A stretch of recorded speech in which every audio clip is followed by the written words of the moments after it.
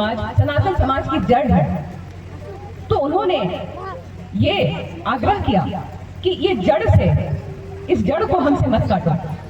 सरना समाज सनातन की जड़ें हैं, इस जड़ को हमसे मत काटो, सरना को अलग मत करो सनातन से। उन्होंने ये समाज को संदेश दिया। साथ में उन्होंने एक और बहुत सुंदर बात कही। उन्होंने कही पूजा पद्धति अलग है सरना की, तो इसकी संरक्षण कीजिए। समाज ये निर्णय करे, सरकार एक साथ मिलकर निर्णय करे कि किस प्रकार से आपकी पूजा पद्धति है। प्रकृति माँ को हम धरती को माँ मानते हैं, हम प्रकृति को माँ मानते हैं। हमारी माँ एक है, हम एक ही माँ की संतान हैं, तो हम एक ही परिवार के हैं। तो हम एक कैसे नहीं हैं, हम एक हैं। सरना और सनातन एक ही परिवार के हैं। जिन्होंने माँ को छोड़ दिया, दूसरे परिवार में चले गए, वो हमारे परिवार से अलग हो गए, वो अलग हो गए। अब सरना और सनातन में और क्या, धर्म और परंपरा का यही काम है, हम लोगों को आपस में जोड़ना, सीमेंट की तरह जोड़ना। हिंदू समाज वो है जो कण कण में ईश्वर को देखता है। पर्वत में, पहाड़ में, जंगल में, जमीन, भूमि पर, हर जगह हिंदू समाज ईश्वर को देखता है। तो जैसे मोबाइल में आपके नेटवर्क होता है, वो नेटवर्क, आपके मोबाइल का नेटवर्क, जब आप जंगल जाते हैं तो वो मोबाइल का नेटवर्क खत्म हो जाता है ना। जब आप पहाड़ पे चढ़ते हैं तो वहां भी आपको मोबाइल का नेटवर्क नहीं मिलता है। लेकिन हिंदू धर्म में जो ईश्वर है, वो ईश्वर का नेटवर्क हर जगह है। क्योंकि वो पर्वत में भी आपको ईश्वर मिलेंगे, क्योंकि हम पर्वत को भी पूजते हैं। आपको जंगल में भी मिलेंगे, क्योंकि हम प्रकृति को भी पूजते हैं। आपको धरती में हर जगह ईश्वर मिलेंगे। तो सीमेंट की तरह हमें ये धर्म और परंपरा एक दूसरे से जोड़ता है, ईश्वर से जोड़ता है। लेकिन कई बार जो ये शत्रु ऋषिनाथ शाहदेव जी, संयोजक मुकेश वर्मा जी, और मुझे नीचे मुलाकात हुई संगीता तिर्की प्रमुख, प्रखंड प्रमुख, और एडवोकेट सुषमा सिंह जी, साथ में संघ के सभी कार्यकर्ता, पदाधिकारी, और आज जितने भी भक्त जन आज उपस्थित हैं सनातन समाज से, सरना समाज से, आप सभी को बहुत बहुत जोहार। ये विराट हिंदू महासम्मेलन, जो ये धार्मिक, इस प्रकार का जो धार्मिक आयोजन होता है, देखिए ये हम सबको आपस में किस तरह से जोड़ रहा है। क्योंकि धर्म और परंपरा का यही काम है, हम लोगों को आपस में जोड़ना, सीमेंट की तरह जोड़ना। हिंदू समाज वो है जो कण कण में ईश्वर को देखता है। पर्वत में, पहाड़ में, जंगल में, जमीन, भूमि पर, हर जगह हिंदू समाज ईश्वर को देखता है। तो जैसे मोबाइल में आपके नेटवर्क होता है, वो नेटवर्क, आपके मोबाइल का नेटवर्क, जब आप जंगल जाते हैं तो वो मोबाइल का नेटवर्क खत्म हो जाता है ना। जब आप पहाड़ पे चढ़ते हैं तो वहां भी आपको मोबाइल का नेटवर्क नहीं मिलता है। लेकिन हिंदू धर्म में जो ईश्वर है, वो ईश्वर का नेटवर्क हर जगह है। क्योंकि वो पर्वत में भी आपको ईश्वर मिलेंगे, क्योंकि हम पर्वत को भी पूजते हैं। आपको जंगल में भी मिलेंगे, क्योंकि हम प्रकृति को भी पूजते हैं। आपको धरती में हर जगह ईश्वर मिलेंगे। तो सीमेंट की तरह हमें ये धर्म और परंपरा एक दूसरे से जोड़ता है, ईश्वर से जोड़ता है। लेकिन कई बार जो ये आपस में हम जुड़े हैं, मजबूत जोड़ है, लेकिन कई बार इसमें दरारें भी लाने की कोशिश की जाती है। मैं जनजातीय समाज से हूँ, इसीलिए आज सरना सनातन की बात जरूर करूंगी। कई बार आपने सुना होगा कि सरना ही सनातन है, लेकिन बहुत ऐसे विरोधी हैं जो कहते हैं कि सरना और सनातन अलग है। ऐसा क्यों कहते हैं वो लोग? लेकिन सरना और सनातन एक है, ये क्यों कहा जाता है? एक बात गौर से सुनिएगा। सरना और सनातन दोनों माँ मानते हैं किसे? प्रकृति माँ को।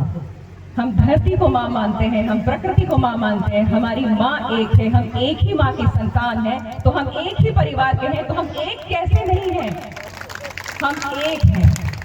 सरना और सनातन एक ही परिवार के हैं। जिन्होंने माँ को छोड़ दिया, दूसरे परिवार में चले गए, वो हमारे परिवार से अलग हो गए, वो अलग हो गए।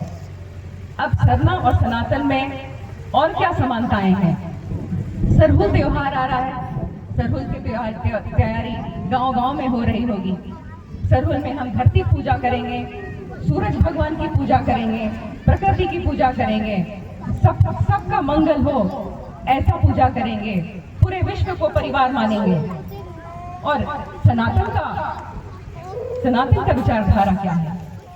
वासुदेव कुटुंबकम, पूरा विश्व परिवार है। जैसे आदिवासी पूरे प्रकृति को विश्व को परिवार मानते हैं, वैसी सनातन धर्म का तो मूल जीवन दर्शन है वासुदेव कुटुंबकम, पूरा विश्व ये परिवार है। सभी की मंगल कामना करते हैं सनातनी। साथ में सूर्य भगवान की मकर संक्रांति में छठ पूजा में पूजा करते हैं।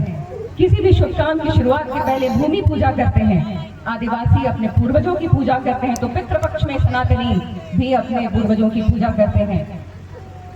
पूजा पद्धति जरूर अलग है सरना समाज की, और इस विषय पर मेरी मुलाकात जनजातीय संवाद के समय परम पूजनीय सर संचालक श्री मोहन भागवत सर से हुई थी। उन्होंने बहुत सुंदर परिभाषा दिया जो मैं आज आप सबके सामने साझा करना चाहती हूँ। उन्होंने कहा कि बहुत पहले जब आदिवासी थे, जंगलों में रहते थे, खेती करते थे, तब उन्होंने प्रकृति की पूजा शुरू की और भूमि की पूजा शुरू की। और प्रकृति की पूजा और भूमि की पूजा को हिंदुओं ने आदिवासियों से ही सीखा, ऐसा परम पूजनीय मोहन भागवत सर ने कहा। उन्होंने कहा कि आदिवासी समाज सनातन समाज की जड़ है, तो उन्होंने ये आग्रह किया कि ये जड़ से, इस जड़ को हमसे मत काटो। सरना समाज सनातन की जड़ें हैं, इस जड़ को हमसे मत काटो, सरना को अलग मत करो सनातन से। उन्होंने ये समाज को संदेश दिया। साथ में उन्होंने एक और बहुत सुंदर बात कही। उन्होंने कही पूजा पद्धति अलग है सरना की, तो इसकी संरक्षण कीजिए। समाज ये निर्णय करे, सरकार एक साथ मिलकर निर्णय करे कि किस प्रकार से आपकी पूजा पद्धति अलग है, तो उसका संरक्षण कीजिए, लेकिन एक परिवार में रहते हुए संरक्षण कीजिए, उसे मत भूलिए। क्योंकि सनातन जो विचारधारा है वो कहता है कि हमारे रास्ते भले अलग अलग हैं, लेकिन अलग अलग रास्ते से हमारी मंजिल एक ही है। हमारे रास्ते भी सही हैं, आपके रास्ते भी सही हैं। जो ऐसा सोचता है कि मेरा रास्ता अलग है, उसका रास्ता अलग है, लेकिन मेरा रास्ता सही है, उसका भी रास्ता सही है, और हम उसके रास्ते का भी आदर करते हैं, वही हिंदू है। और जो कहता है कि सिर्फ मेरा रास्ता सही है और बाकी सारे रास्ते गलत हैं, वो हिंदू नहीं है। ये परिभाषा परम पूजनीय मोहन भागवत सर ने उस जनजातीय संवाद के दौरान दिया था, जो वाकई दिल को छू गई, जनजातीय समाज के दिल को छू गई। इस प्रकार जो जड़ें हैं, जो सनातन की जड़ें हैं सरना समाज, तो आप चारों ओर देखिए, पेड़ हैं, उसके लंबे लंबे जड़ हैं, जड़ों में खाद और पानी डालने का काम किया जाता है। ये जो धर्म और परंपरा और संस्कृति और संस्कार है, यही खाद है और पानी है। लेकिन इस जड़ में अगर आप नमक डाल दीजिएगा तो क्या पेड़, उसका क्या होगा? पेड़ तो मर जाएगा ना, पेड़ तो बचेगा नहीं। तो जड़ में नमक डालने से पेड़ नहीं बचेगा। अब ये नमक क्या है? ये नमक क्या है? क्योंकि नमक को तो दूर रखना है।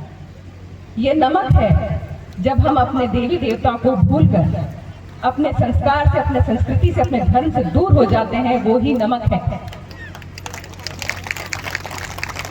ये नमक है जब जो लोग देश को बांटते हैं, समाज को बांटते हैं, कहते हैं हम अलग है, हमें अलग देश चाहिए, वैसी भावनाएं, वैसे विचार नमक है।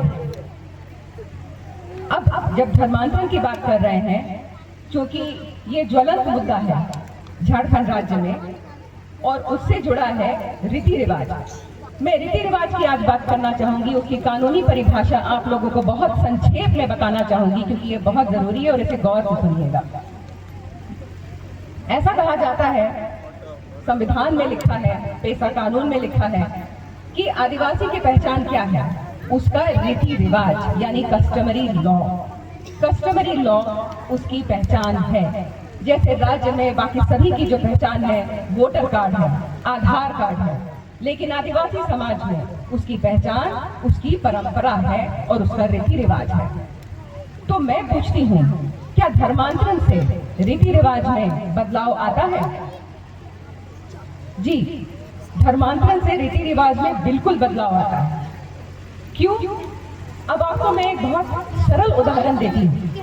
आज आप देखिएगा, धर्मांतरण के बाद भी हमारे भाई जो है वो कहते हैं कि हम तो अभी भी रीति रिवाज का पालन कर रहे हैं, हमारे कस्टमरी लॉ नहीं बदले, हमारे रीति रिवाज नहीं बदले, इसलिए हम आदिवासी ही हैं, क्योंकि हमने रीति रिवाज का पालन कर रहे हैं। तो इसका काट क्या है? इसको कैसे समझा जाए?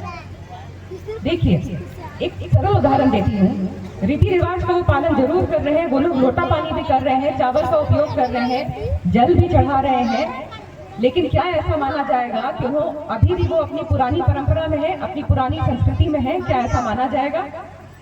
एक उदाहरण मान लीजिए, तुलसी पौधा है।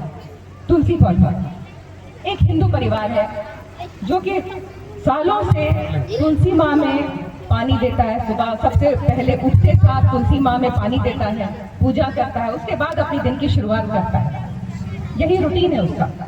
लेकिन मान लीजिए कि उस हिंदू परिवार का धर्मांतरण हो जाएगा, लेकिन उसके बाद भी उसकी आदत बनी हुई है, उसकी आदत बनी हुई है, इसीलिए वो अभी भी जाकर तुलसी माँ में पानी डालेगा और उसके बाद अपने दिन की शुरुआत करेगा।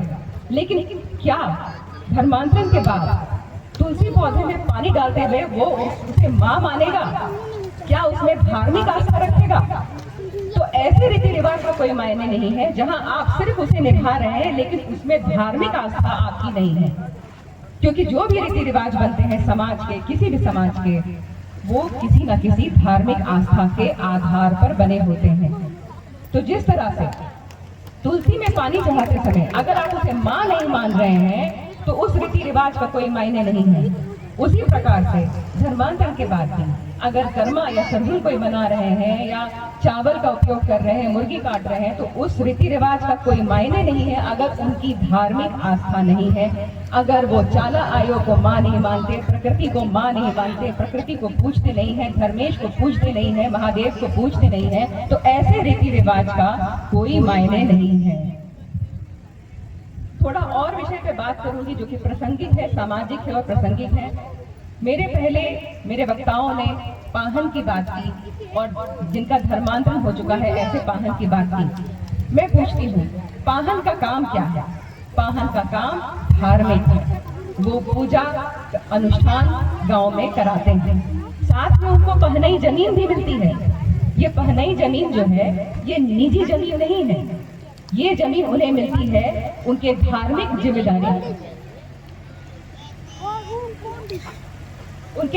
जिम्मेदारी के बदले पाहन को ये पहनई जमीन मिलती है। लेकिन धर्मांतरण के बाद भी वो पद में बने हुए हैं। क्या ये उचित है? ये उचित तो नहीं है। और पहनई जमीन भी वो नहीं छोड़ रहे हैं, जबकि वो भूइंहरी जमीन नहीं है, वो भूइंहरी जमीन है, निजी संपत्ति नहीं है। मुझे संक्षेप में बोलने कहा गया है, इसलिए मैं विषय को और छोटा करती हूँ। मैं सिर्फ ये भी अंत में ये भी जोड़ना चाहूँगी, जैसे पढ़ा है हम लोगों का सामाजिक संरचना, उरांव का सामाजिक संरचना पढ़ा, आप पाएंगे कि कई जगह उसे कैथोलिक पढ़ा बनाया जा रहा है। क्या ये उचित है? ये उचित नहीं है। आज हमारे सभा में आदिवासी जनजातीय भी हैं, गैर आदिवासी भी हैं, और ये जो जिम्मेदारी है समाज के परंपरा और धर्म की संरक्षण करना, ये जिम्मेदारी आदिवासी के साथ साथ गैर आदिवासी भाइयों और बहनों की भी है कि नहीं है? ये आप सभी की जिम्मेदारी है, क्योंकि हम आखिरी पीढ़ी बचे हैं। हम आखिरी पीढ़ी बचे हैं, खासकर जनजातीय समाज में, जिन्हें अपने गीत याद है, संगीत याद है, अपनी मौखिक परंपराएं याद है। हमारे बाद किसी को याद नहीं रहेगा। तो मेरी आग्रह है, जाने से पहले ये कहना चाहूंगी कि मेरी आग्रह है कि जो आप आखिरी पीढ़ी बचे हैं, आप क्या चाहेंगे? आपकी आने वाली पीढ़ी आपको कैसे याद करें कि आपने तमाशा देखा और चुपचाप खड़े रहे, या आपने उचित कदम उठाया, अपने धर्म और परंपरा को बचाने के लिए उचित कदम उठाया? तो मैं आग्रह करूंगी अंतिम में कि हजारों साल से हमारी ये पारंपरिक विरासत, सनातन पारंपरिक विरासत चली आ रही है और हमें हमारे पुरखों की वजह से हम आज यहाँ खड़े हैं। तो मेरी आग्रह है कि इसे आगे भी हजारों साल तक मजबूती से चलाएं और इसी बात के साथ मैं अपनी वाणी को विराम देती हूँ। बहुत बहुत आभार। श्रीमती निशा उरांव जी का बहुत बहुत धन्यवाद, इनका कीमती समय देने के लिए मंच की ओर से। ये हमारे पूरे झारखंड के